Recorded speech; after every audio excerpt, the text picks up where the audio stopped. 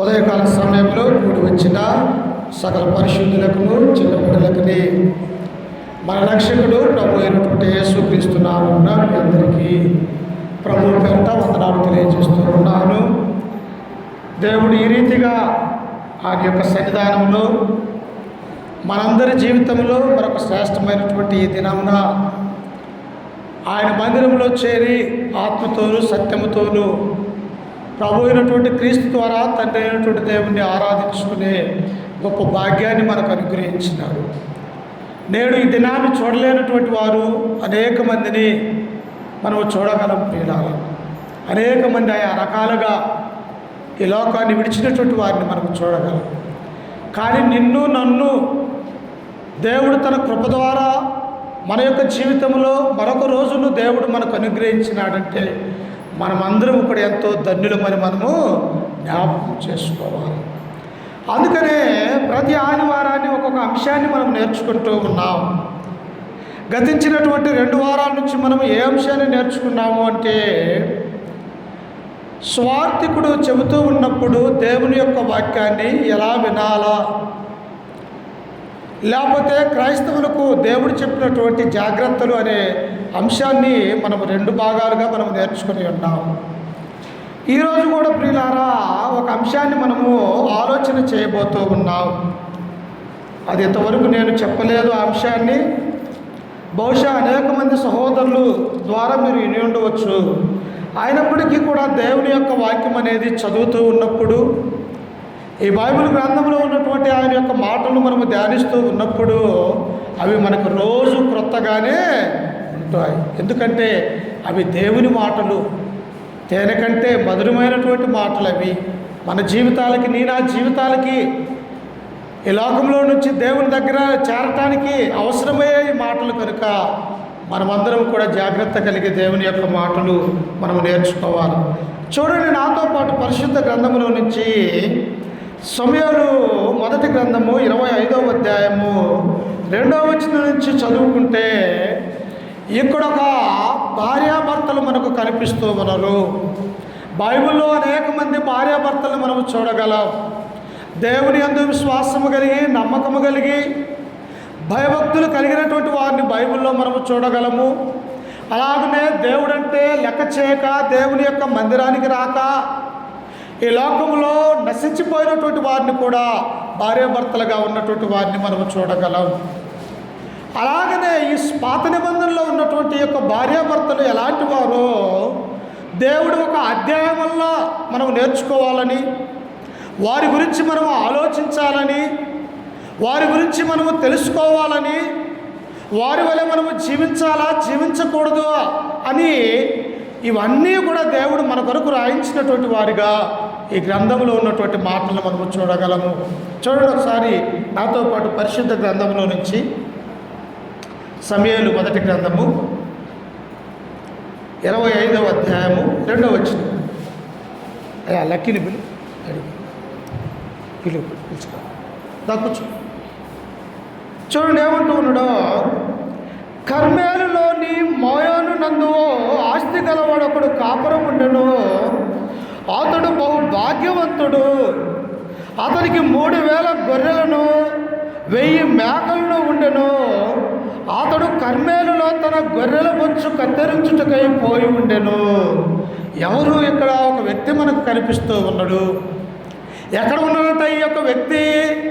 కర్మేలు అనేటువంటి ఆ పట్టణములో 3000 గొర్రెలను కలిగి 1000 మేకలను కలిగి ఆ ప్రాంతం అంతటికి కూడా బహు ధనవంతుడుగా ఈయన కనిపిస్తూ ఉన్నాడు. అంతేకాదు, ఈయన గురించి దేవుడు ఏమంటూ ఉన్నాడో తెలుసా? అతడు బహు భాగ్యవంతుడు. ఎవరినంటారమ్మా మనం భాగ్యవంతుల్ని? మంచి ఆస్తి, ఐశ్వర్యము, ధనము, సంపద ఉన్నటువంటి వారిని వీళ్ళు మంచి ధనవంతులు, మంచి భాగ్యవంతులు అని మనము ఈనాడు పిలిచేవారిగా ఉంటూ ఉన్నాం. కనుక దేవుడు కూడా భౌతిక సంబంధమైనటువంటి ఆయన విషయాల మీద, ఆయన కర్మేలు పర్వతంలో ఒక మనుష్యుడు ఉండెను. అతడు ధనం విషయంలో కానీ, పశువుల విషయంలో కానీ బహు భాగ్యవంతుడుగా ఉన్నట్టుగా మనము చూస్తూ ఉన్నాం. అంటే ఆయన ఎంత భాగ్యవంతుడంట, 3,000 గొర్రెలు 1,000 మేకలు కలిగి అతడు ఉండెను. చూడండి అతని పేరు ఏం పేరు? 3వ వచనము. అతని పేరు నాబాలు, అతని భార్య పేరు అబీగయీలు. ఈ స్త్రీ సుబుద్ధి గలదై రూపసి అయి ఉండెను. అయితే చర్యలను బట్టి చూడగా నాబాలు మోటువాడును దుర్మార్గుడునై ఉండెను. అతడు కాలేబు సంతతి వాడు. చూశారా, ఈనాడు కూడా మనం అనేక మంది భార్యాభర్తలు మనము చూడగలం. భర్త ఏమో మొరటుగా ఉంటే భార్య మంచి వివేకవంతురాలుగా ఉంటూ ఉన్నది. లేకపోతే భర్త ఏమో మంచి జ్ఞానవంతుడిగా వివేకం కలిగినటువంటి వాడుంటే భార్య ఏమో పనికిమాలినదిగా ఉంటూ ఉన్నది. అంటే ఇవి సృష్టిలో భార్యాభర్తలను ఏర్పాటు చేసేది దేవుని యొక్క సంకల్పము. మనకు మనముగా చేసుకునేది కాదు వివాహం అన్నది. కానీ ఇక్కడ నాబాలు అనేటువంటి వ్యక్తిని మనం చూస్తూ ఉన్నప్పుడు ఇతను ఎవరంట? ఇతను దుర్మార్గుడు, మోటివాడు అని దేవుడే స్వయంగా తెలియజేస్తూ ఉన్నాడు. అమ్మా, దుర్మార్గుడు ఎలా ఉంటాడు? పెద్దల మాట ఆలకించగలుగుతాడా? లేకపోతే ఇతరులు చెప్పేది వింటాడా? లేకపోతే భార్య చెబుతున్నటువంటి మంచి మాటలు వినగలిగే మనస్సు ఉంటుందా? ఇలాంటి వారికి ఎలా ఉంటుందంటే ఇలా మనస్తత్వాలు ఎవరి మాట కూడా వారు వినరు. ఎందుకు అంటే దేవుడు స్వయంగా ఈ నాబాలు గురించి తెలియజేస్తూ ఉన్నాడు. అతను మోటివాడు, అతడు బహు దుర్మార్గుడు అని ఈ గ్రంథంలో రాయబడ్డట్టుగా మనం చూస్తూ ఉన్నాం. అయితే ఆయన యొక్క భార్య గురించి దేవుడు ఏమంటూ ఉన్నాడు? ఈ స్త్రీ సుబుద్ధి గలదై రూపసి అయి ఉండెను. ఎలాంటిదంటే అబిగయలు సుబుద్ధి కలిగినటువంటిది, కుటుంబంలో జ్ఞానం కలిగినటువంటి స్త్రీ, కుటుంబాన్ని కట్టగలిగినటువంటి స్త్రీ, కుటుంబాన్ని తమ యొక్క పిల్లలని తమ యొక్క కుటుంబాన్ని దేవునిలో పెంచగలిగినటువంటి స్త్రీ ఈ అబీగయలు. అందుకని ఈమె గురించి ఏమన్నాడు? ఈమె సుబుద్ధి కలిగినటువంటిది అని దేవుడి యొక్క స్త్రీ గురించి, ఈ భార్య గురించి రాయిస్తున్నట్టుగా మనం చూస్తూ ఉన్నాం. నిజంగా దేవుడే ఈమెను పొగుడుతూ ఉన్నాడు అంటే, దేవుడే ఈమె గురించి తెలియజేస్తూ ఉన్నాడు అంటే ఆమె ఎంత పవిత్రురాలో ఒకసారి మనము ఆలోచన చేయండి ప్రియులారా. కానీ ఆమెకున్నటువంటి భర్త ఎలాంటి వాడంట? బహు దుర్మార్గుడు, బహు దుష్టుడును, బహు మొరటివాడు అని దేవుని యొక్క వాక్యము సెలవిస్తూ ఉన్నది. అయితే ఆమె అనుకోవాలి కదా, అయ్యా ఇంత సుబుద్ధి కలిగినటువంటి నాకు, ఇంత నీ యందు భక్తి ప్రేమ విశ్వాసం కలిగినటువంటి నాకు ఇలాంటి భర్తను ఎలా ఇచ్చావని దేవుణ్ణి ఆమె అడగవచ్చు ప్రియులారా. కానీ నీ నా చిత్తము కాదు అది. ఎలాంటి భార్య కావాలో, ఎలాంటి భర్తను దేవుడు ఇవ్వాలన్నది. ఏమన్నాడు? హెబ్రీయులకు రాసినటువంటి పత్రిక 13వ అధ్యాయం 4వ వచనములో, వివాహము అన్ని విషయములో ఘనమైనది, పాన్పు నిష్కలంకమైనది, అంటే లోపము లేనిది, అది పరిశుద్ధమైనది, దాని కలంకము కలిగినటువంటిది కాదు, అది దేవుని చేత పరిశుద్ధమైనటువంటిగా మనం చూస్తూ ఉన్నాం. కానీ అబిగయలు ఎప్పుడూ కూడా దేవుడి మీద ఆయన నింద వేయలేదు. నా భర్త ఇలాంటి వాడే, బహు దుష్టుని నాకు ఎందుకు ఇచ్చావయ్యా అని ఆమె ఎప్పుడూ కూడా దేవుణ్ణి, ఆమె ఎప్పుడు కూడా దేవుడి మీద వాదించి వేసుకున్నటువంటి స్త్రీగా లేదు. అయితే ఒకానొక సమయంలో ఆయనకున్నటువంటి ఆ గొర్రెలు మేకలు తనకు అనేక మంది దాసులు పనివారు ఉంటున్నట్టుగా మనము చూస్తూ ఉన్నాం. 3,000 గొర్రెలు 1,000 మేకలు కాయాలంటే ఒకళ్ళిద్దరు అవుతుందమ్మా, ఎంతోమంది పనివారు అవసరం. అడవికి వెళ్తే తప్పిపోతాయేమో. ఆనాడు అడవులలో అనేక మంది దొంగలు ఉండేవారు. గొర్రెలని మేకల్ని తీసుకువెళ్ళి వారు అక్కడి నుంచి అంటే పారిపోయేవారిగా ఆనాటి కాలంలో మనము చూడగలం ప్రియులారా. అందుకని ఈయనకు ఎలాంటి వారు ఉన్నట? అనేక మంది దాసులు కలిగినటువంటి వారిగా ఈ యొక్క నాబాలును అబిగయలను మనము చూస్తూ ఉన్నాం. చూడండి, ఇంకా కింద వచనంలో మనము చదువుకుంటే,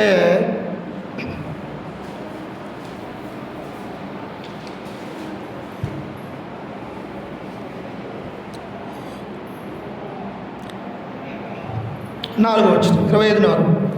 నాబాలు గొర్రెల బొచ్చు కత్తెర వేయించుచున్నాడని అరణ్యమందున్న దావీదు విని తన పనివారిలో 10 మందిని పిలిచి వారితో ఇట్లనను, మీరు కర్మేలకు నాబాలు నొద్దకు పోయి నా పేరు చెప్పి కుశల ప్రశ్నలు అడిగి ఆ భాగ్యవంతుని చూసి నీకును నీ ఇంటికిని నీకు కలిగిన అంతటికి క్షేమముగా కానీ పలికి వర్తమానము తెలియజెప్పవలను. ఇదే కాలములో ఇదే సమయంలో మరొక రాజు ఉన్నాడు ప్రియులారా. ఎవరు ఆయన? దావీదు మహారాజు.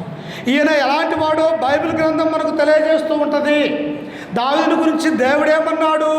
దావీదు నా హృదయానుసారుడు, నా ఉద్దేశములన్నీ కూడా నెరవేర్చగలిగినటువంటి వాడు. దావీదు యొక్క హృదయము నా హృదయము ఒకే విధంగా ఆలోచిస్తాయని దేవుడు దావీదు గురించి తెలియజేశాడు. అయితే యొక్క దావీదు ఎక్కడ ఉన్నాడు అంటే అరణ్యములో ఉన్నాడు ప్రియులారా. అనేక మంది యుద్ధ సైనికులతో రాజుగా అభిషేకించబడినప్పటికీ కూడా సౌలుగా ఉన్నటువంటి ఆయనను తరుముతూ చంపాలని చెప్పేసి రాజుగా నా కుమారుడు మాత్రమే ఇక్కడ ఉండాలా, యోనాతాను మాత్రమే నువ్వెక్కడ ఉంటావు అని చెప్పేసి ఆయనను పదే పదే తరుముతూ ఉన్నప్పుడు ఆయన ఎదురు తిరగక అరణ్యాలలో, కొండలల్లో, గుహలల్లో తలదాచుకుంటూ ఆయన బ్రతుకుతున్నటువంటి వారిగా మనము చూస్తూ ఉన్నాం. అప్పుడు దావీదు ఏమన్నాడంటే, అయ్యా ఇదిగో బొచ్చు కత్తిరించే కాలం వచ్చి ఉన్నది, అనగా మేకలు 3000కు 3000 అవుతూ ఉన్నాయి, 1000కి 2000 అవుతూ ఉన్నాయి. అవి ఎంతగానో ఫలిస్తూ అభివృద్ధి చెందుతూ ఉన్నవి కదా. కర్మేలులో ఉన్నటువంటి భాగ్యవంతుడైనటువంటి నాబాలు ఇంటికి వెళ్ళండి, వెళ్ళి ఇదిగో మేము తినటానికి, మేము వండుకోవటానికి, మేము ఆహారం భుజించటానికి ఇదిగో నీ కాడున్నటువంటి ఆ యొక్క గొర్రెలు కానీ కొన్ని మేకలు కానీ మాకిచ్చినట్టయితే అరణ్యమందు మహారాజు అయినటువంటి దావీదు మహారాజు ఉన్నాడు, అక్కడికి వెళ్ళి మేమును తిని తృప్తిగా బ్రతుకుతాము అని చెప్పేసి దావీదు మనుషుల్ని నాబాలు దగ్గరికి పంపించాడు. అమ్మ, ఒకరి ఆస్తి ఒకరు ఎవరన్నా ఇవ్వగలుగుతారా? ఇవ్వటానికి మనస్సు ఉంటుంది ఆ ప్రియులారా. ఇవ్వాలంటే ఎంతో గొప్ప హృదయం కలిగినటువంటి వారిగా ఉండాలా. అది క్రీస్తు యేసు మనస్సు కలిగినటువంటి వారైతేనే ఇతరులకి ఇవ్వగలిగే వారు ఉంటారు. లేకపోతే ఎవరు ఎంత ఆస్తి ఎంత ఐశ్వర్యం ఉన్నా ఇతరులకి ఊరక పంచిపెట్టడానికి ఏ ఒక్క వ్యక్తి కూడా ముందుకు రాడు. కానీ ఈ నాబాలు కూడా దావీదు పంపించినటువంటి ఆ మనుషులతో ఏమని సెలవిస్తూ ఉన్నాడో ఒకసారి చూడండి. నిజంగా అతను ఎందుకు ఇవ్వాలంట వారికి? చూడండి, అక్కడనే ఉంటుంది. అదే 25వ అధ్యాయము 7వ వచనములో చూడండి ఒకసారి. 25:7 నీ యొద్ద గొర్రెల బొచ్చు కత్తిరించు వారు ఉన్నారన్న సంగతి నాకు వినపడను. నీ గొర్రె కాపరులు మా దగ్గర నుండగా మేము వారికి ఏ కీడును చేసి ఉండలేదు. చూశారా, దావీదు ఎక్కడ ఉన్నాడు? అరణ్యంలో ఉన్నాడు. ఈ నాబాలుకు ఉన్నటువంటి గొర్రెలు మేకలు ఎక్కడ ఉన్నవి? అరణ్యానికి మేత మేయటానికి తన పనివారు తీసుకొని వెళ్ళారు. కానీ అవసరమైతే ఈ దావీదు ఆ గొర్రెల్ని మేకల్ని తన సొంతంగా ఉపయోగించుకునేవాడే. ఎందుకంటే అరణ్యంలో తన ఇష్టానుసారంగా మరి దుర్మార్గంగా ప్రవర్తించవచ్చు. కానీ దావీదు ఎలాంటి వాడట? దేవుని నమ్ముకున్నటువంటి బిడ్డలు ప్రియుల, దేవుని యందు విశ్వాసం కలిగినటువంటి వాడు, ఇతరులకు హాని చేయడు.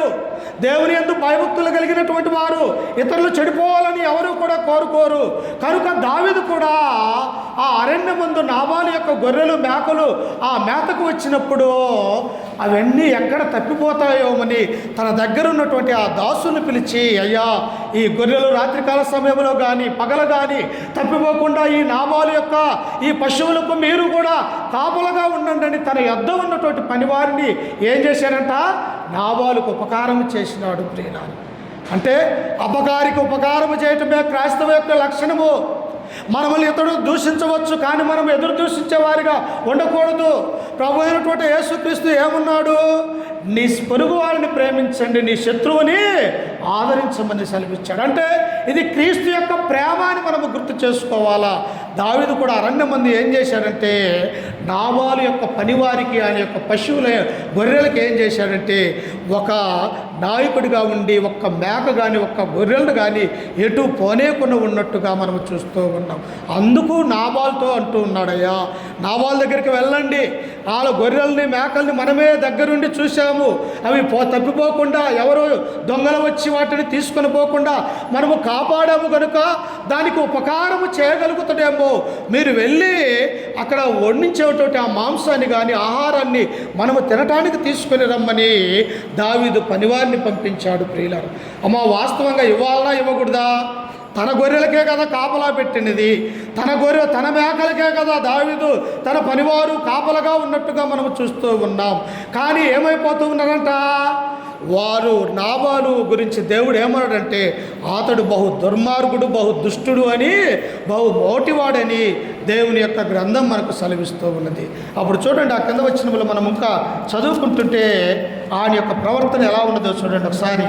8వ వచనము, నీ పని వారిని నీవు అడిగిన ఎట్లా వారు అలాగూ చెప్పుదురు, కాబట్టి నా పని వారికి దయచూపము, శుభదినమున మేము వచ్చితిమి కదా, నీకిష్టము వచ్చినట్టు నీ దాసులకును నీ కుమారుడైన దావీదుకును ఇమ్ము అని ఈ దాసులు అడుగుతున్నారు. అయ్యా, నీవిచ్చే దాంట్లో బలవంతం ఏమి లేదు, ఇదిగో నీ గొర్రెలకు నీ మేకలకు మేము కాపలా ఉన్నాము కనుక నువ్వు మంచిగా దీవించి దేవుడు ఆశీర్వదించాడు కనుక 3000 గొర్రెలకు 6000 అవుతున్నాయి, 1000 మేకలకి 2000 మేకలు అవుతూ ఉన్నాయి కనుక నీకు వచ్చిన దాంట్లో ప్రథమఫలంగా మాకు కొంచెం నాకు కాదు నా దగ్గర పనిచేస్తున్నటువంటి దాసులకి ఆహారం పెట్టమని విధేయతతో అడుగుతున్నాడు. ప్రియులారా, అమ్మ దౌర్జన్యం అడిగితే మనము ఎవరు పెట్టరు, కానీ ఇక్కడ చల్లనీళ్ళు కూడా వేయరు. నీళ్ళు తీసుకురా నాకంటే ఎవరైనా ఇస్తారా? అమ్మ దాహం అవుతుంది, ఒక చెంబెడు నీళ్ళు ఏమంటే ఎవరైనా ఇవ్వగలుగుతారు. అమ్మ ఆకలి అవుతుంది, నాకు కొంచెం ఆహారం పెట్టమంటే ఎవరైనా ఆహారం పెట్టగలుగుతారు, కానీ దౌర్జన్యంగా ఎవరు కూడా పెట్టరు అన్నటువంటి విషయాన్ని మనము చూస్తాం. ఎందుకు ఇంత విధేయత ఉన్నది దావీదుకి? దావీదు దేవుని మనిషి, దేవుని యందు భయభక్తులు కలిగిన వాడు, దేవుని యొక్క ఆజ్ఞల ప్రకారం నడుచుకునేవాడు, దేవుని చిత్తానికి లోబడ్డటువంటి వాడు, ఇహలోక సంబంధమైనటువంటి ఆశలకు పోక ఆత్మ సంబంధమైనటువంటి ఆ దేవునిలో ఉండాలని దావీదు నిర్ణయించుకున్నాడు కనుక ఇట్టి ఆలోచన, ఇట్టి విధేయత దావీదులో ఉన్నట్టుగా మనము చూస్తూ ఉన్నాం. అమ్మా, ఎవరికి ప్రేమ ఉంటుంది ఎక్కువగా? దేవుని నమ్ముకున్నటువంటి బిడ్డలకు ఉంటుంది, క్రైస్తవులకు ఉంటుంది. ఇతరుల మీద ప్రేమ, ఇతరులు ఎక్కడ పాపంలో పడిపోతూ ఉన్నారేమో, ఇతరులు ఈ లోకంలో నశించిపోతూ ఉన్నారేమో, ఇతరులు ఇంకా ఈ లోకంలో త్రాగుతూ పరిష్టానుసారమైనటువంటి జీవితాలు జీవించి ఈ లోకంలో పడిపోతున్నారేమో, వారిని ఒకసారి దేవుని మందిరానికి తీసుకొద్దామన్న ఆలోచన ఎవరికి వస్తుందో తెలుసా? క్రైస్తవులు అన్నటువంటి వారికే వస్తుంది, కానీ లోకస్తులకు రాదు అన్నటువంటి విషయాన్ని మనం చూస్తూ ఉన్నాం. అందుకనే దావీదు ఏం చేస్తూ ఉన్నాడట?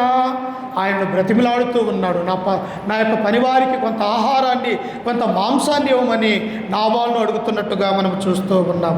అయితే ఆయన ఏమంటూ ఉన్నాడో చూడండి, 10వ వచనంలో 25:10, నాబాలు దావీదు ఎవడు, యెషయా కుమారుడు ఎవడు? చాలు, ఏమంటూ ఉన్నాడు?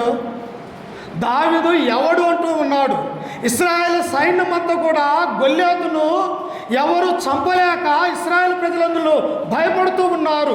6 మూళ్ళ జానుడు ఈ గొల్యాతు అన్నటువంటి ఫిలిష్తీయుడు ఉన్నాడు, ఎవరు చంపగలడు అని ఇశ్రాయేల్ ప్రజలందరూ కూడా భయపడుతూ అవతల ఉంటే 16 సంవత్సరాలు కలిగినటువంటి దావీదు తన అన్నలను చూడటానికి వచ్చినటువంటి ఆ దావీదు సున్నతి లేని ఈ మనుష్యుడు ఎంతటి వాడు, మనల్ని తిట్టేవాడా అని చెప్పేసి ఒక నున్నటి రాళ్ళు తీసుకొని ఆ గొల్యాతును చంపినటువంటి వాడు దావీదు. అంటే మహాపరాక్రమం కలిగినటువంటి వాడు. కానీ ఇతరేమంటూ ఉన్నాడు? దావీదు ఎవడు అంటూ ఉన్నాడు. ఇలాగనే ప్రశ్న వేసినటువంటి ఐగుప్తు రాజు అయినటువంటి ఫరో, మోసే, అహరోను వాళ్ళ దగ్గరికి వెళ్ళాయా, మేము ఆరాధించడానికి మా యొక్క జనుల్ని ఇదిగో కొంత దూరము పంపించండి, నా యొక్క తండ్రి అయినటువంటి దేవుని మేము ఆరాధించాలా, స్తుతించాలని ఆ ఫరో రాజుని అడిగితే ఆ ఫరో రాజు ఎవడు ఏమన్నాడు తెలుసా? యెహోవా ఎవడు అని అన్నాడు. దేవుడు తెలియదా? నేను కూడా ఇంకా దేవుని గురించి తెలియక, ఇంకా దేవుడు ఎవరు, యేసుక్రీస్తు ఎవరు, మరియమ్మ ఎవరు, దేవదూతలు ఎవరు అని మనము కూడా వ్యతిరేకమైనటువంటి దేవునికి ఆ మాటలు మాట్లాడుతూ ఉన్నామేమో. జాగ్రత్త ప్రియులారా, ఎందుకంటే ఇదిగో దురాశపరుడైనటువంటి నాబాలు, అలాగనే గర్విష్ఠుడైనటువంటి ఈ యొక్క ఫరో దేవుని గురించి ఏమన్నాడు? యెహోవా ఎవడు అని అన్నాడు. అంటే యెహోవా తెలియదా? భూమిని, ఆకాశాన్ని, సమస్త మానవాల్ని, ఈ లోకాన్ని నిర్మించినటువంటి తండ్రి అయినటువంటి దేవుడు తెలియకపోతే నిన్ను ఈ లోకంలో ఉంచుతాడా దేవుడు? ఒకసారి ఆలోచన చేయండి. దేవుడే మనకు తెలియకపోతే, నిన్ను నన్ను ఈ లోకంలో నిర్మించినటువంటి ఆ దేవుణ్ణి నువ్వు తెలుసుకొని లేకపోతే అంతకంటే దౌర్భాగ్యము నీ యొక్క స్థితి ఇంకోటి లేదు అన్నటువంటి విషయాన్ని కూడా ఈ గ్రంథం మనకు సెలవిస్తూ ఉన్నది. అయితే యొక్క నాబాలు ఏమంటూ ఉన్నాడు? దావీదు ఎవడు అంటూ ఉన్నాడు. నిజంగా దావీదు తెలియదా? దావీదు పేరు చెబితే పక్కనున్న ఫిలిష్తీయుల దేశంలో ఉన్న ప్రజలు వణికిపోతారు. ఎందుకంటే అంత బలాఢ్యుడు, ఎంతో వేల మందిని చంపినటువంటి వాడు, యుద్ధానికి వెళితే యుద్ధాన్ని జయించగలిగినటువంటి వాడు దావీదు. దేవుని బలం కలిగినటువంటి యొక్క దావీదును ఇదిగో దుష్టుడు, మొరటోడు వాడైనటువంటి నాబాలు ఏమంటున్నాడు తెలుసా? దావీదు ఎవడు?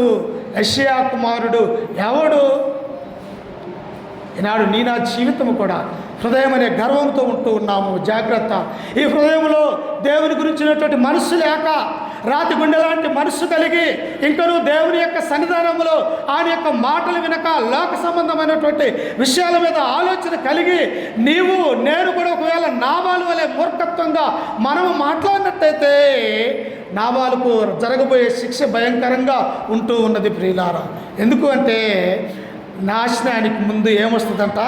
గర్వము నడుచు. నువ్వు నాశనపోయే స్థితిలో ఏమొస్తుంది? ముందు గర్వం అనేది మనకు వస్తూ ఉన్నది. కాబట్టి క్రైస్తవులుగా, దేవుని నమ్మినటువంటి వారిగా మనం ఏం చేయకూడదు? గర్వపడకూడదు. ఒకవేళ నిన్ను దీవిస్తూ ఉన్నాడంటే దేవుడు, నిన్ను ఆశీర్వదిస్తున్నాడంటే దేవుడు, నీవు ఇంకా ఏం చేయాలా? తగ్గాల దేవుని దగ్గర. నిన్ను ఒక మెట్టు నిన్ను ఎక్కిస్తూ ఉన్నాడంటే నువ్వు 4 మెట్లు దిగి దేవుని యొక్క పాదాలు పట్టుకునే వారిగా నీ యొక్క జీవితం ఉండాలి. కానీ నీవు అభివృద్ధి పొందుతూ ఉన్నట్టయితే నీ స్థితి దిగజారుకుంటూ ఇంకా దేవునిలో పెరిగేవారిగా నీవు ఉండాలా ప్రియులారా. కానీ ఇతను ఏం చేస్తూ ఉన్నాడు? ఇన్ని వేల గొర్రెలు, ఇన్ని వేల మేకలు ఉన్నప్పటికీ కూడా ఇతను గర్విస్తూ ఉన్నాడు. కానీ దేవుని యొక్క మాట, దేవుని యొక్క సేవకునికి విలువైనటువంటి వాడిగా మనం చూస్తూ ఉన్నాం. అందుకని చూడండి అక్కడ ఏమంటూ ఉంటుందో. 10వ వచనంలోని నాబాలు దావీదు ఎవడు? యెషయా కుమారుడు ఎవడు? తమ యజమానులు విడిచి పారిపోయిన దాసులు ఇప్పుడు అనేకులున్నారు.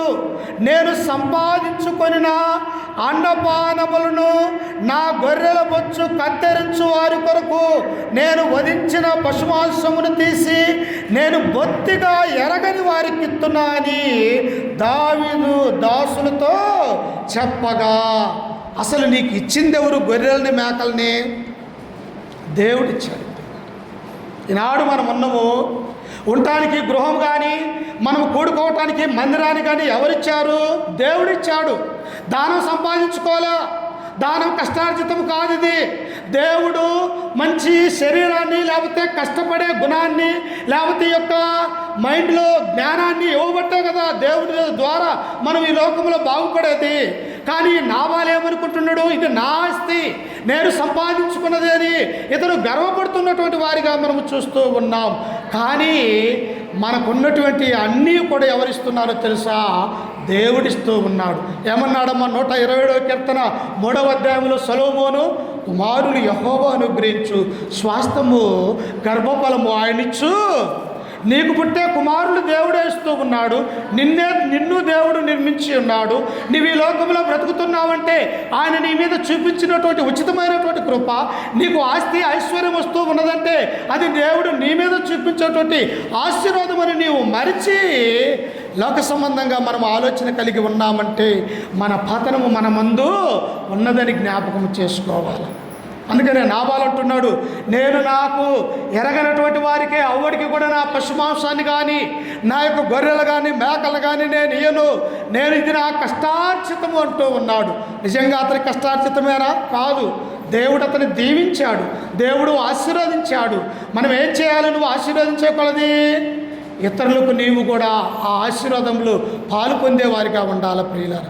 నీవు ఇంకా వస్తున్నదని దాచిపెట్టుకొని, ఇంకా వస్తూ ఉన్నదని ఇంకా మనము దాని మీద ఆశ కలిగి ఉన్నట్టయితే ఆ ఆశ ఒకానొక సమయంలో దేవుడు పూర్తిగా నీ నుంచి దూరం చేసేవారిగా ఉంటూ ఉన్నాడు. నెబుకద్నెజరు ఎలాగని ఆశపడ్డాడు. ఆయన ఒక నగరం ఎక్కి, ఇదిగో ఇది నా బలాఢ్యముతో సంపాదించిన ఆస్తి కాదా, నేను కట్టినటువంటి ఈ బబులోను దేశంలో ఈ యొక్క ఇల్లు కాదా, గృహాలు కాదా, ఈ పట్టణము కాదా, ఇది నా సొంత శక్తి చేత కాదా అని అతను గర్వపడ్డప్పుడు దేవుడు ఏం చేశాడో తెలుసా? 7 సంవత్సరములు గడ్డి మేసే విధంగా చేశాడు. అంటే పశువుల యొక్క హృదయాన్ని కలిగి ఉన్నాడు. పశువులు మేసే గడ్డిని దేవుడు మేపినట్టుగా మనము చూస్తూ ఉన్నాం. ఈ మొరటివాడైనటువంటి ఈ నాబాలు, ఇదిగో ఈ దుష్టుడైనటువంటి ఈ నాబాలు దేవుని యొక్క ఆశీర్వాదం అని గ్రహించక నాదే అనుకుంటూ, నేను సంపాదించిందే అనుకుంటూ దావీదు పని మనుషుల మీద నేను మీకు ఇవ్వను అని చెప్పేసి అతను వారిని తిరిగి ఆయన వద్ద నుంచి పంపించినాడు. ప్రియులారా, చూశారా? అతని గొర్రెలకి పశువులకి ఎవరు కాపలగా ఉన్నారు? దావీదు పని మనుషులు కాపలగా ఉన్నారు. ఏ ఒక్కరిని దొంగతనం చేయకుండా, ఏ ఒక్కరు కూడా తన దగ్గరకు రాకుండా తన ఆస్తిని, ఐశ్వర్యాన్ని ఆ కర్మేలైనటువంటి అరణ్యంలో కాపాడినది దావీదు ఉన్నటువంటి పనివారు. కానీ అతను ఎలాంటి వాడంట? కృతజ్ఞత లేనివాడు, అంటే ఉపకారమును మరిచినటువంటి వాడిగా ఈ నాబాలును మనము చూస్తూ ఉన్నాం. ఈనాడు కూడా మన యొక్క జీవితాలలో దేవుడు చేసిన ఉపకారాలని, దేవుడు చేసే ఆశ్చర్య కార్యాలని, దేవుడు చేసే ఆశీర్వాదాలని నువ్వు మరిచినట్టయితే దేవుడు నిన్ను కూడా ఒకానొక సమయంలో మర్చిపోతాడు అని మనము జ్ఞాపకం చేసుకోవాలి. అప్పుడు ఏం చేశాడో చూడండి. దావీదు ఎప్పుడైతే ఆ మాట అన్నారో ఆ దాసులు వెనుదిరిగి దావీదు యొద్దకు వెళ్ళిపోయినట్టుగా మనము చూస్తూ ఉన్నాం. అప్పుడు చూడండి 12వ వచనము, దావీదు పనివారు వెనుకకు తిరిగి దోవపట్టుకొని పోయి అతనికి మాటలన్నీ తెలియజేసిరి. అంతటా దావీదు వారితో, మీరందరూ మీ కత్తులను ధరించుకొనుడనగా వారు కత్తులు ధరించుకొనిరి. దావీదు కూడాను కత్తి ఒకటి ధరించుకొనెను. దావీదు వెనక దాదాపు 400 మంది బయలుదేరగా 200 మంది సామాను దగ్గర. దావీదే సామాన్యమైన వ్యక్తి అమ్మా, వ్యతిరేకించడానికి. దావీదే మనలాంటి మనిషి అనుకుంటుండ్రా? దావీదు యుద్ధానికి పోతే 1000 మందిని ఒక్కసారి చంపగలిగినటువంటి కెపాసిటీ కలిగినటువంటి వాడు. ఎలా వచ్చినది ఆయనకు నైపుణ్యము? దేవుడిచ్చాడు, దేవుని చేత ఆశీర్వదించబడ్డాడు. దేవుని దయ దావీదు మీద ఉన్నది కనుక ఆయన ఏ యుద్ధానికి వెళ్ళినప్పటికీ కూడా యుద్ధంలో ఆయనకు జయాన్ని ఇచ్చినట్టుగా మనము చూస్తూ ఉన్నాం. వెంటనే ఆ పనివారు వచ్చి, అయ్యా నాబాలు నీకు మాంసాన్ని కానీ భోజనాన్ని కానీ ఆహారం కానీ పెట్టనని అన్నాడు, మనం ఏం చేద్దామన్నప్పుడు ఆ 400 మంది ఆ పనివారితో అన్నాడు, మీ కత్తులు మీరు ధరించుకొనడి, నేను ఒక కత్తిని ధరించుకుందాం. ఆ నాబాలు వాడితో ఉన్నటువంటి వారు ఎవరైతే ఉంటూ ఉన్నారో వారందరినీ హతము చేసి వాడి ఆస్తిని మనం తీసుకుని వద్దాము అని చెప్పేసి దావీదు ఏం చేశాడో తెలుసా? బయలుదేరి ఇక నాబాలు యొక్క కర్మేలు ఆ పట్టణానికి ఆయన వెళ్ళిపోతూ ఉన్నాడు. ప్రియుల, చూశారా? వివేకం లేకపోతే, తెలివి లేకపోతే, జ్ఞానం లేకపోతే అక్కడ ఏమొస్తుంది? అక్కడ చనిపోవటానికి అవకాశం ఉన్నది. దేవుని భయం లేకపోతే, దేవుని యందు విశ్వాసం కలిగి ఉండకపోతే నాబాలు యొక్క జీవితము కోల్పోయేవాడిగా ఉంటూ ఉన్నాడు. దావీదుకి ఎవరు ఎదురు వెళ్ళి యుద్ధం చేయగలడు? ఎవరు కూడా చాలడు. ఎందుకంటే అంత జ్ఞానవంతుడు, అంత బలాఢ్యుడుగా కలిగినటువంటి వాడిగా దావీదును మనము చూస్తాం. ఎప్పుడైతే ఈ 400 మంది దావీదు కత్తులు చేతబట్టుకొని వాళ్ళు ప్రయాణమై ఆ యొక్క కర్మేల్లో ఉన్నటువంటి నాబాలు ఇంటికి వస్తున్నాడో, ఈ విషయము ఈ నాబాలు దగ్గర పశువుల కాపరులైనటువంటి వారు ఆయన భార్య అయినటువంటి అబీగయల్ దగ్గరికి వచ్చారు. అమ్మా, మేము అరణ్యంలో ఉన్నప్పుడు మన యొక్క పశువుల్ని, గొర్రెల్ని, మేకల్ని దావీదు పని మనుషులు కాపాడినారు. వారు మనకు ఎంతో ఉపకారం చేశాడమ్మా. వాళ్ళు ఈ బొచ్చు కత్తిరించు, ఈ కాలం వచ్చినప్పుడు కొంత మాంసాన్ని, కొంత ఆహారాన్ని నా పనివారికి ఇమ్మని దావీదు మనుషులను పంపిస్తే ఆ మనుషులతో నీ భర్త అయినటువంటి నాబాలు ఈ రీతిగా ప్రవర్తించాడమ్మా అని ఎప్పుడైతే ఆ పనివారు ఈ నాబాలు భార్య అయినటువంటి అబీగయలకు చెప్పారో వెంటనే ఆమె ఏమన్నది ఒకసారి చూడండి. అందుకనే ఆమె గురించి దేవుడు ఏమన్నాడు? సుబుద్ధి కలిగినటువంటిది, అంటే జ్ఞానవంతురాలు, దేవుని యందు భయభక్తులు కలిగిన స్త్రీ అని మనం అక్కడ చూస్తూ ఉన్నాం. చూడండి ఆమె ఎలా రియాక్ట్ అవుతుందో ఒకసారి చూడండి. ఒకసారి సమూయేలు మొదటి గ్రంథము 25వ అధ్యాయము 25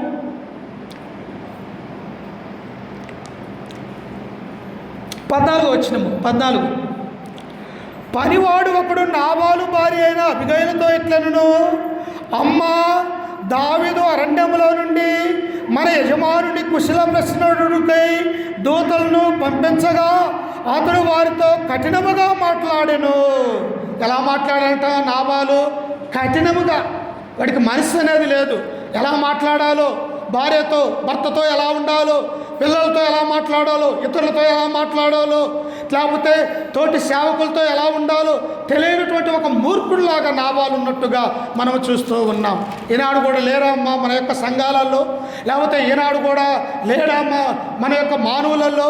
అనేక మంది నాబాలు లాంటి మనస్తత్వం కలిగినటువంటి వారు ఉన్నారు. కానీ ఇంకా దేవుని యొక్క ప్రేమ నాబాలు మీద ఉన్నది ప్రియులారా. ఎందుకు? నా కుమారుడు ఇలాగనే చనిపోతే ఆయన నరకానికి వెళ్ళిపోతాడేమో, నాబాలు ఒకవేళ మారు మనసు కలిగి దేవుడంటే భయము, భక్తి, విశ్వాసం కలిగి తన భార్య ద్వారా ఏమన్నా మార్పు చెందుతాడేమో అన్న ఆలోచన కలిగి నాబాలుని ఇంకా దేవుడు ఏమీ కూడా చేయలేదు ప్రియులారా. ఎందుకో తెలుసా? లూకాసు వార్త 19వ అధ్యాయం 10వ వచనంలో ఆ ప్రభు అంటాడు, ఇదిగో నశించిన దానిని వెతికి రక్షించుటకు మనుష్య కుమారుడు ఈ లోకానికి వచ్చాడు. ఎవరైతే నశించిపోతూ ఉన్నారు, ఎవరైతే పాపములో ఉండి ఆ పాపములోనే నశించిపోతే వారికి పరలోక రాజ్యం అనేది లేదు కనుక, ఏ ఒక్కరూ కూడా పాపములో మరణించడానికి దేవునికి ఇష్టం లేదు కనుక అందరూ మారు మనసు పొంది దేవుని యొక్క కుమారులుగా, కుమార్తెలుగా జీవించాలని దేవుడు కోరుకుంటున్నాడు కనుక నాబాలును ఇంకా ప్రాణాలతో దేవుడు ఉంచాడు. నీకు ఇచ్చిన సమయాన్ని నువ్వు గుర్తు చేసుకుంటున్నావా? లేకపోతే నాకు సమయాన్ని, కాలాన్ని దేవుడిచ్చాడు, ఇంకా తిరుగుదాం, ఇంకా మందిరానికి రాకుండా, ఇంకా సినిమాలకని, షికార్లకని, లేకపోతే ఇంకా లోకస్తులతో సావాసం కలిగి ఉండాలని ఒకవేళ నీవు కోరుకున్నట్టయితే జ్ఞాని అయినటువంటి సొలొమోను అంటాడు, ఒకడికి ఎన్నిసార్లు గద్దించిన లోబడినటువంటి వాడు మరి తిరుగు లేకుండా హఠాత్తుగా మరణించును. ఏమవుతారంట? చెప్తాడు దేవుడు, చెప్తాడు కానీ వినకపోతే ఏం చేస్తాడు? వాని చావు హఠాత్తుగా మరణిస్తాడు ప్రియులారా. చూశారా? దేవుని యొక్క వాక్యము ఎంత ప్రేమ కలిగినదో అంతే శాపం కలిగినదిగా మనం చూస్తూ ఉన్నాం. దేవుని యొక్క ప్రేమ ఎంత గొప్పదో అలాగనే ఆయనకు వచ్చే తీర్పు మన మీద అంతే చెడ్డదిగా ఉండేదిగా ఉంటూ ఉన్నది ప్రియులారా. అందుకనే పేతురు రాసినటువంటి పత్రికలో ఆయన అంటాడు, చూడండి ఒకసారి ఏమని అంటాడు. పేతురు రాసినటువంటి మొదటి పత్రిక 5వ అధ్యాయము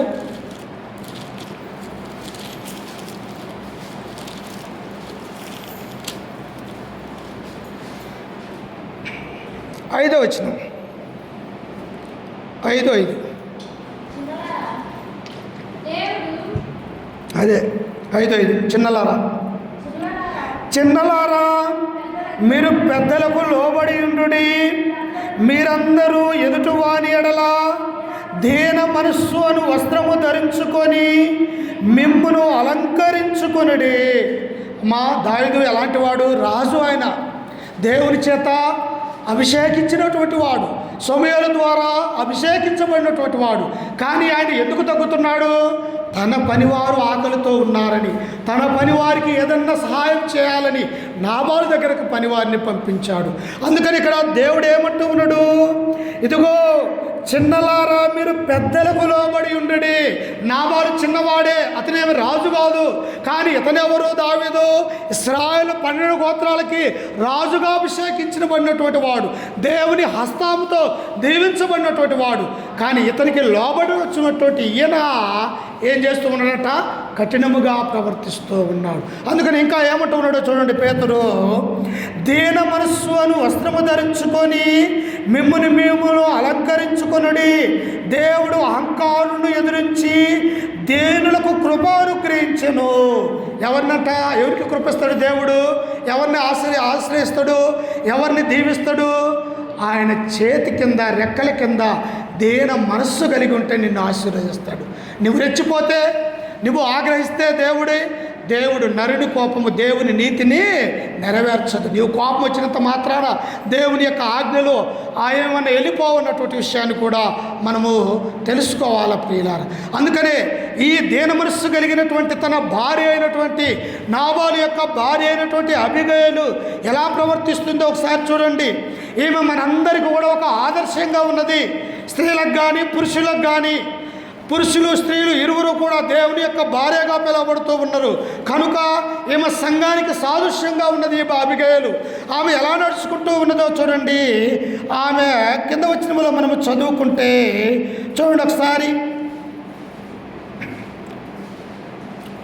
18వ వచనము 25 అందుకు అబిగయలు నాబాలుతో ఏమీ చెప్పక త్వరపడి చదువుమా త్వరపడి 200 రొట్టెలను 2 ద్రాక్షారపు తిత్తులను వండిన 5 గొర్రెల మాంసమును 5 మానికల వేచిన ధాన్యమును 100 ద్రాక్ష గెలలను 200 అంజూరపు అడలను గార్ధబొమ్మల మీద వేయించి మీరు నాకంటే ముందుగా పోవుడి, నేను మీ వెనక నుండి వచ్చేదని తన పరివారికి. ఎంత తెలియగలిగినది అది. ఈమె రూపంలోనే సౌందర్యము కాదు, ఈమె బుద్ధి, ఈమె యొక్క హృదయము ఎలాంటిదో తెలుసా? కష్టపడి పనిచేసే స్వభావం కలిగినటువంటిది. ఎన్ని రొట్టెలు చేసిందో తెలుసామా? 200 రొట్టెలు తయారు చేసినది. ఈనాడు ఇంట్లో స్త్రీలు ఆ యొక్క కుటుంబంలో ఒక 10 రొట్టెలు చేయటానికి అల్లాడిపోతూ ఉంటారు. కానీ 200 రొట్టెలు అనేక మంది పనివారికి 400 మంది పనివారు తినడానికి ఆమె ఆహారము వండించినట్టుగా మనం చూస్తూ ఉన్నాం. అంటే కష్టపడి పనిచేసే స్వభావం కలిగినటువంటిది అబిగయలు. ఆమె నుంచి మనం ఏమి నేర్చుకోవాలో తెలుసా? ఆమె దేవుడంటే భయం కలిగినది, భక్తి కలిగినది, విశ్వాసము కలిగినది. అంతేకాదు పెద్దలకు లోబడే మనస్సు కలిగినటువంటిది. అంతేకాదు తన భర్తను కాపాడుకోవాలన్నటువంటి ఆశ కలిగినది ఈ అబిగయలు. ఎక్కడ భర్తను దావీదు మహారాజు చంపేస్తాడేమో అని చెప్పేసి తన భర్తను కాపాడుకోవటానికి ఈమె ఇవన్నీ కూడా తయారు చేసి గాడిదల మీద వేసి కొంతమంది పనివారిని, మీరు ముందు అరణ్యంలోనికి దావీదుని ఎదుర్కోనండి, ఆ తర్వాత మీ ఎనికెడితే నేను వస్తా దావీదు దగ్గరికి అని చెప్పేసి ఇప్పుడు గాడిదలు ఆహారము అవన్నీ పనివారు ముందు వెళ్తూ ఉన్నారు. ఈ స్త్రీ ఏం చేస్తూ ఉన్నదంట? వారి వెనకాల వెళ్ళిపోతూ ఉన్నది. కానీ ఈనాడు కొంతమంది స్త్రీలు ఎలా ఉన్నారట? పురుషుడి కంటే ఆధిక్యత ప్రదర్శించాలని, పురుషుడి కంటే ముందుండాలని, పురుషుడి మాట కాదు నా మాటే చెల్లుబాటు కావాలన్న ఈ దుర్మార్గమైనటువంటి ఆలోచనలు నేటి కాలంలో అనేక మంది స్త్రీలలో లేవా? కానీ దేవుడు ఏమన్నాడో తెలుసా? ఆనాడు ఉన్నటువంటి అబ్రహాము భార్య అయినటువంటి శారా అబ్రహాముని ఏమని సంబోధించిందో తెలుసా? పేతురు రాసినటువంటి మొదటి పత్రిక 3వ అధ్యాయం 7వ వచనంలో చదువుకుంటే నా యజమానుడైనటువంటి అబ్రహాము అన్నది. అంటే తన భర్తను ప్రేమిస్తూ ఉన్నది, తన భర్తను గౌరవిస్తూ ఉన్నది, తన భర్తను తను నిర్మించిన దేవునికి లోబడ్డటువంటి స్త్రీలుగా మనము చూస్తూ ఉన్నాం. అందుకని అబిగయలు ఎలాంటిదంట? మంచి జ్ఞానం కలిగినటువంటి స్త్రీ. నీకున్నదే ఆ జ్ఞానము. సామెతల గ్రంథం 14వ అధ్యాయం 1వ వచనంలో ఏమని ఉంటుంది? జ్ఞానవంతురాలు తన ఇల్లును కట్టుకొనును, మూఢురాలు తన ఇల్లును పెరికి వేసుకుంటుంది. ఉన్న ఇల్లును కూడా ఏం చేస్తుంది? పెరికి వేసుకుంటూ ఉంటుంది. ఈనాడు అనేక మంది భర్త చనిపోయినటువంటి వారు తల్లులు తమ యొక్క కుమారులకి మంచిగా పెంచి పెళ్ళిళ్ళు చేసి వారికి మనవలు మనవరాళ్ళు, అంటే ఆ తల్లి ఎంత కష్టపడితే ఆ కుమారులు పెద్ద అయి ఉంటారు భర్త లేనప్పటికీ కూడా. అనేక మంది అలాగనే భార్య లేనటువంటి భర్తలు కూడా తమ యొక్క పిల్లలకు మంచి బోధ చేసినటువంటి భర్తలు కూడా లోకంలో ఉన్నారు కదా. అలాంటి వారిని మనము సాదృశ్యంగా తీసుకుంటూ అలాంటి వారి జీవితాలని మనం మాదిరిగా ఎంచుకోవాలని దేవుని యొక్క గ్రంథము సెలవిస్తూ ఉన్నది. కొరింథీయులకు రాసినటువంటి మొదటి పత్రిక 11వ అధ్యాయం 1వ వచనములో ఏమని ఉన్నది? నేను క్రీస్తును పోలి నడుచుకున్న ప్రకారము మీరు నన్ను పోలి నడుచుకున్నాడు. ఆయన క్రీస్తును పోలి, క్రీస్తు అడుగుజాడల్లో క్రీస్తు చెప్పిన ఆజ్ఞలకు లోబడి ఆయన నడుచుకున్నాడు. మనము ఎలా ఉండాలా? పౌలు వలె మనము ప్రవర్తించే వారిగా ఉండాలని, నా వలె మీరు ఉండమని కొరింథీలో ఉన్నటువంటి సంఘానికి పౌలు సెలవిస్తూ ఉన్నాడు. అందుకని ఈ అబిగయలు ఏం చేసిందంట చూడండి. ముగించేస్తానమ్మా, 1 గంట కల్లా ముగించేస్తాను. ఇంకా 10 నిమిషాలు ఉంది. చూడండి అమ్మా, అక్కడ 25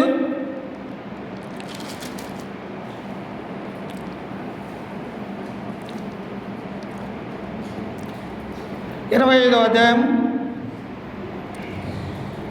21 వచ్చిందని చదువుకుందాం. చూడండి ఒకసారి 25, 21.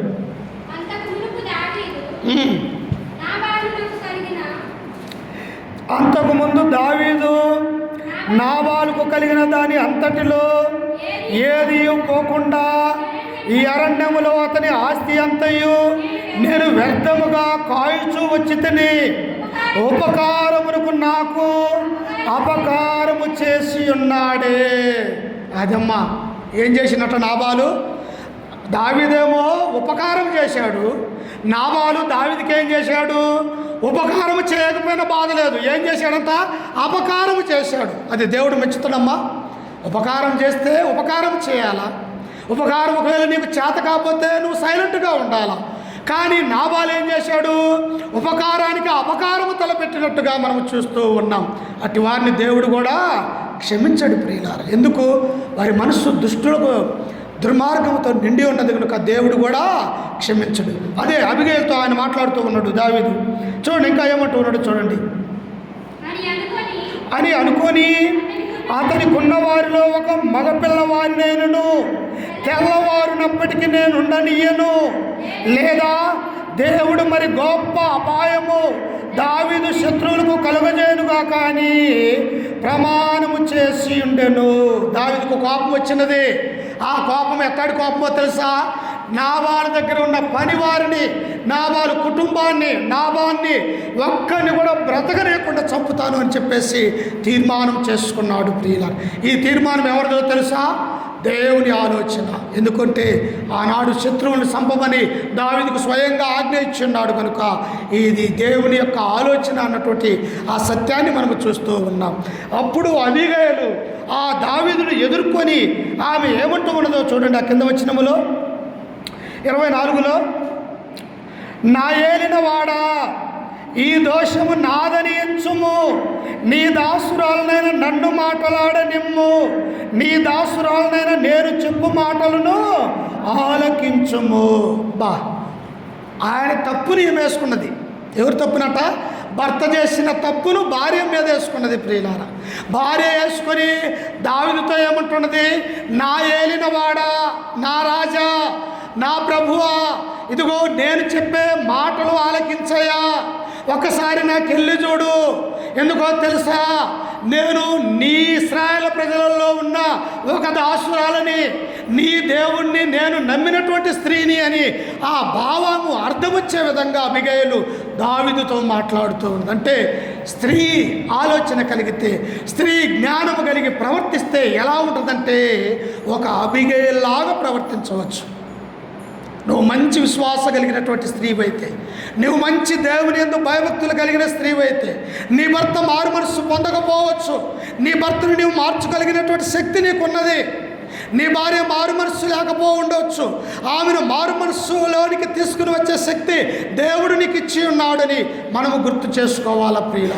అందుకని ఇక్కడ అబిగయలు ఆమెతో ఏమంటూ ఉన్నదంటే, నా ఏలిన వాడా, నా మాట వినయ్యా, నా మాట విను అంటున్నాడు.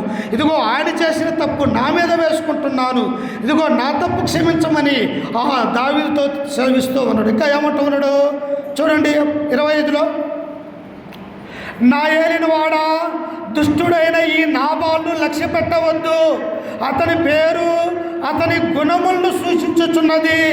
అతని పేరు నాబాలు మోటుతనము, అతని గుణము నా ఏలినవాడు పంపించిన పనివారు నాకు కనపడలేదు. అయ్యా, నీవు పంపించిన పనివారు నాకే కనిపించిందైతే ఈ తగాదు ఎందుకు వస్తుందయ్యా?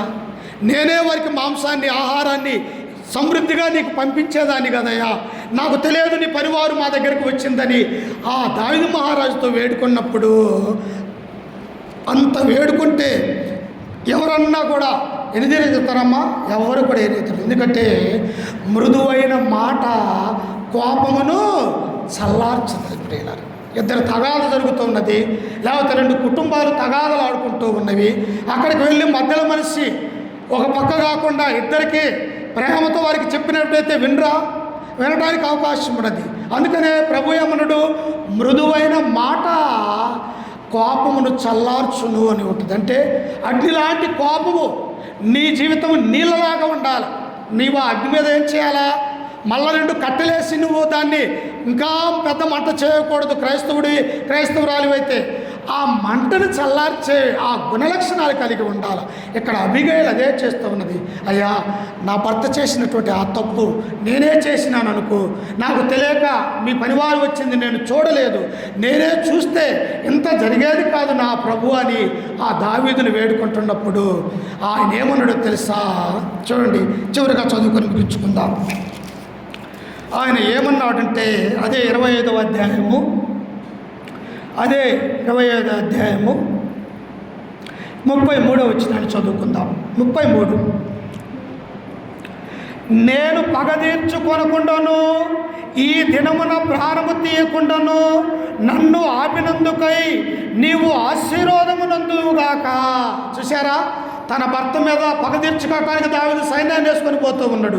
కానీ మధ్యలో ఈ భార్య అయినటువంటి అబిగయీలు వచ్చి దావీదును ఆపినది. ఇప్పుడు నరహత్యను ఆపింది. అక్కడ పాపం చేయకుండా ఆమె ఆపగలిగినదా? తన యొక్క కుటుంబాన్ని కాపాడుకున్నదా? తన యొక్క భర్తను కాపాడుకున్నదా? తన యొక్క పరివారిని కాపాడుకున్నది.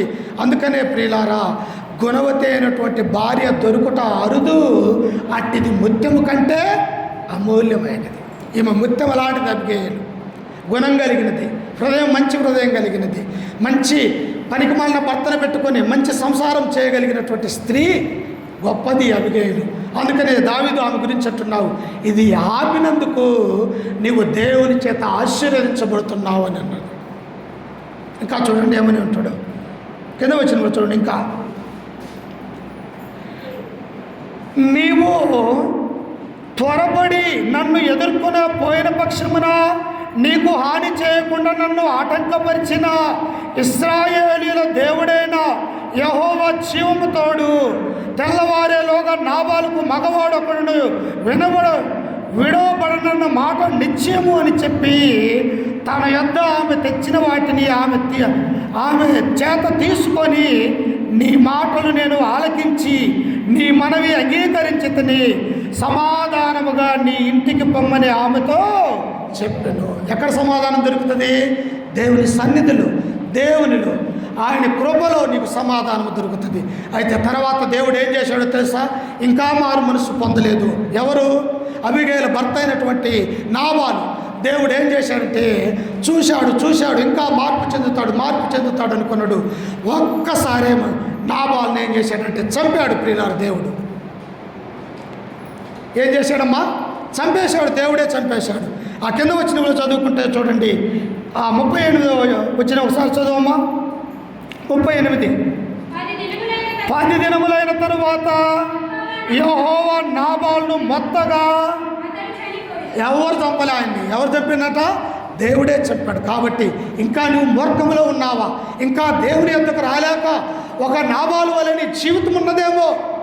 ఇదిగో ఇదే అనుకూల సమయము, ఇదే రక్షణ దినము. ఎందుకంటే ఏ దినం ఏం జరుగుతుందో తెలియనటువంటి వారుగా ఉన్నాం కనుక దేవుడు మనకిచ్చిన సమయంలోనే, మనకిచ్చిన జీవితంలోనే ఆయన యందు నమ్మకం కలిగి ఉండాలని చెప్పేసి ఒక అబిగయీలు వలె మన జీవితాలను మనం మలుచుకోవాలని మీ అందరికి కూడా ఈ వాక్యాన్ని హెచ్చరిస్తూ, ఈ మాటలు నన్ను నేను కూడా హెచ్చరిక చేసుకుంటూ, ఓ భక్తులైన మీ అందరికీ మన రక్షకుడు